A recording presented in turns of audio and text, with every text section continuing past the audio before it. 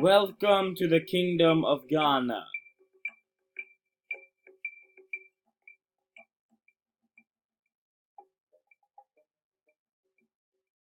Emperor of ancient Ghana. The Emperor of Ghana was located in Western Africa, in what today the country of Martin, Senegal, and Mali.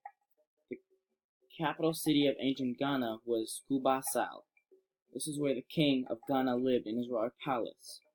Archaeologists estimate that up to 20,000 people lived in and around the capital city. It was wealthy and powerful and controlled the salt and gold trading in Western Africa. This is the king right here. The land geography is diverse. There are mountains, rivers, and much more.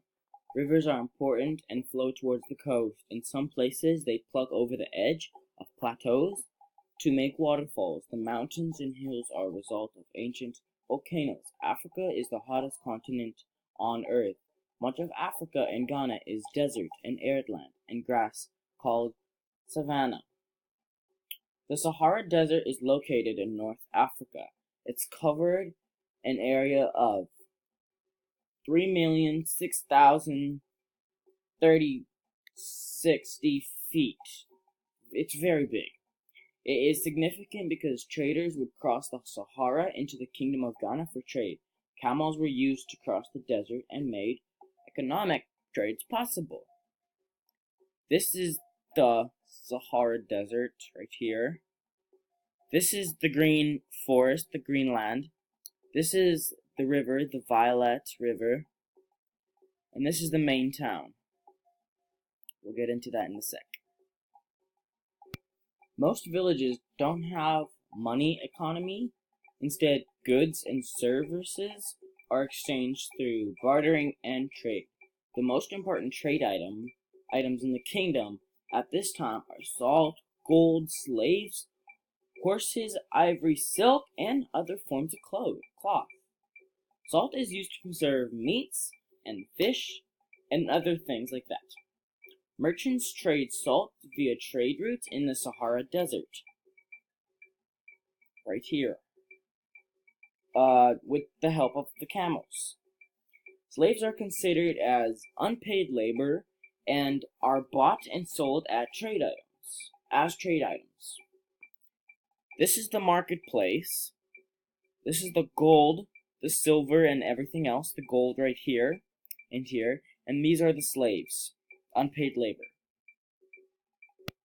The average person in medieval Ghana is a farmer doing substantial farming. This means they are growing food not to sell in the marketplace. It is only for their family.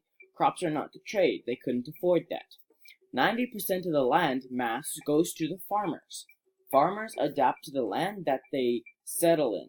Most soil lacks humus for growing, and there is not much water. Farmers move from spot to spot to farm. Crop yields are low. Having a surplus is rare.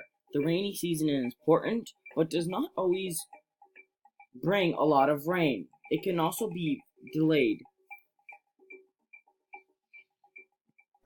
This is the farms, and this is the somewhat village, and these three are the farming houses, mutts, that they live in. These are the farms. Here's corn, some rice, and corn. Corn was a very popular thing back then, and is still now today. Technology and weapons. There is some technology in the kingdom. Shields were made for warriors out of metal and tough leather. They were swords used in battles and wars. Clubs were made from roots of trees and also used in war. Some agriculture tools were made from metal for working the land. Hunting tools and spears and arrows were used. This medieval Ghana king warrior has a spear and a shield made out of metal, and the holders are leather.